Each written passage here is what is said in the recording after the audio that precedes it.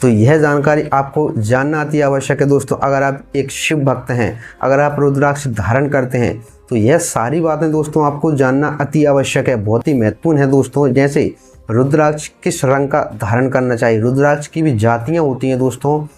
सही जाति का रुद्राक्ष सही वर्ण के अनुसार धारण करना चाहिए दोस्तों। अगर गलत जाति का रुद्राक्ष गलत वर्ण में धारण कर लिया तो आपको कोई फल प्राप्त नहीं होगा।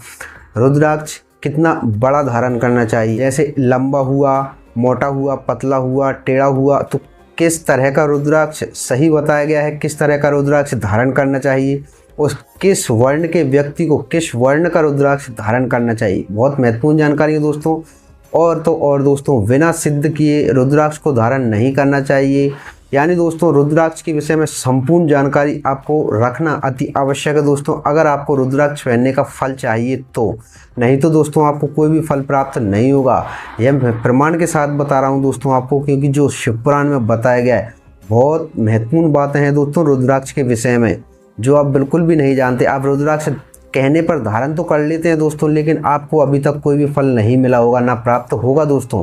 क्योंकि आपने, हो सकता है आपने गलत वर्ण का रुद्राक्ष धारण कर रखा हो, या आपने गलत तरीके से रुद्राक्ष को धारण किया हो, तो कई बातें हो सकती हैं दोस्तों। तो इसलिए दोस्तों आपको रुद्राक्ष के विषय में संपूर्ण और सत्य जानकारी रखना अति आवश्यक है दोस्तों, और संपूर्ण जानकारी। तो ऐसी ही संपूर्ण जानकारी रखने के लिए दोस्तों इस चैनल को सब्सक्राइब कर लें, क्योंकि रुद्राक्ष की संपूर्ण जानकारी मैं इस चैनल पर देने वाला हूं दोस्तों।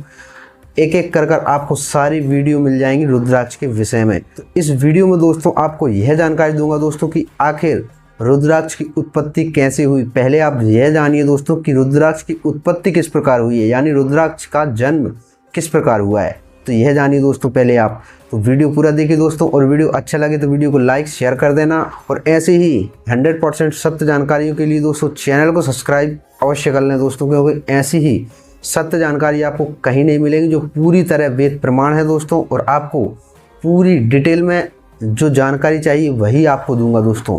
तो देखिए दोस्तों आखिर किस तरह रुद्राक्ष की उत्पत्ति हुई है, आप यह जानिए। देखिए दोस्तों, भगवान शिव कहते हैं, हे महेशानी यानी हे पार्वती, हे देवी, पूर्व काल की बात है, मैं मन को संशय में रखकर, यानी मन को संशय यानी मन को वश में कर हजारों दिव्य वर्षों तक घोर तपस्या में लगा रहा। यानी दोस्तों भगवान शिव ने अपने मन को वश में कर और घोर तपस्या की दोस्तों, घोर तपस्या में लगे रहे कई वर्षों तक।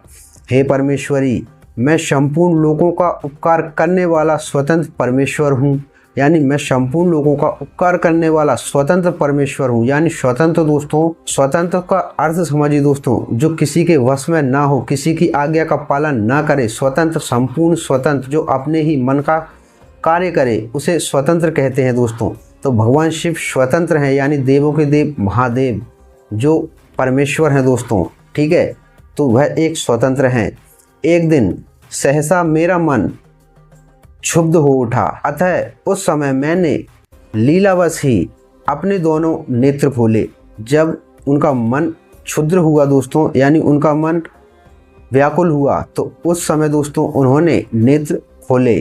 नेत्र खोलते ही मेरे मनोहर नेत्र पुटों से कुछ जल की बूंदें गिरी।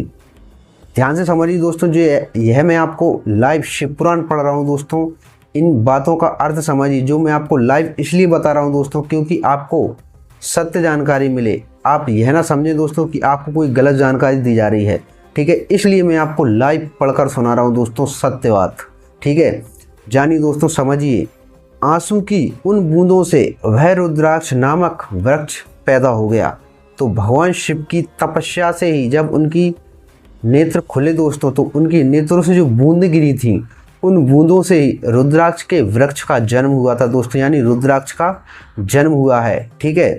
भक्तों पर अनुग्रह करने के लिए वह अक्षु बिंदु स्वयथावर भाव को प्राप्त हो गए। वे रुद्राक्ष मैंने विष्णु भक्तों को तथा चारों वर्णों के लोगों को बांट दिए। लोक कल्याण के लिए दोस्तों यह चारों वर्णों में बांट दिए दोस्तों, ठीक है। अब चारों वर्णों में बांटने का अर्थ समझिए दोस्तों, बहुत महत्वपूर्ण अर्थ है इसका, ठीक है। चारों वर्णों में बांटने का अर्थ है दोस्तों, यानी जो 4 वर्ण हैं, ठीक है। तो इसलिए कहता हूँ दोस्तों कि रुद्राक्ष सही धारण कीजिए, ठीक है। रुद्राक्ष की भी जातियाँ बताई गई हैं दोस्तों, यानी किस वर्ण का रुद्राक्ष किस वर्ण को धारण करना चाहिए। यानी दोस्तों आपको शुद्ध भाषा में बता दूं कि किस कलर यानी किस रंग का रुद्राक्ष किस व्यक्ति को धारण करना चाहिए, यानी ब्राह्मण, शूद्र, वैश्य, ठीक है, इस तरह। तो किस रंग का रुद्राक्ष किस व्यक्ति को धारण करना चाहिए, जानिए दोस्तों सच्चाई। अगर आपने गलत रुद्राक्ष धारण करा है तो आपको कोई भी फल नहीं मिलेगा, ठीक है। तो इसीलिए कह रहा हूं दोस्तों चैनल को सब्सक्राइब कर लें, क्योंकि ऐसी रुद्राक्ष के विषय में आपको सारी जानकारी दोस्तों इस चैनल पर मिलेगी दोस्तों।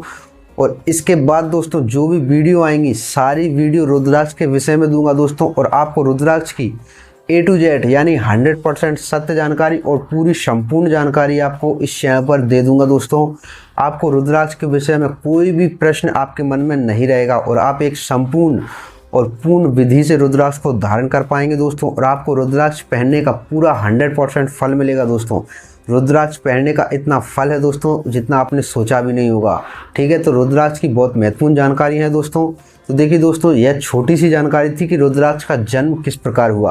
तो इस प्रकार दोस्तों रुद्राक्ष का जन्म हुआ है, यानी रुद्राक्ष प्रकट हुआ है। तो यह भगवान शिव के आंसुओं से ही रुद्राक्ष के वृक्ष की उत्पत्ति हुई है दोस्तों, ठीक है। तो यह जानकारी आपको किस प्रकार से लगी दोस्तों, अगर अच्छी लगी तो वीडियो को लाइक अवश्य कर देना दोस्तों। मिलते हैं नेक्स्ट वीडियो में और रहस्यमय जानकारी के साथ, तब तक के लिए जय श्री।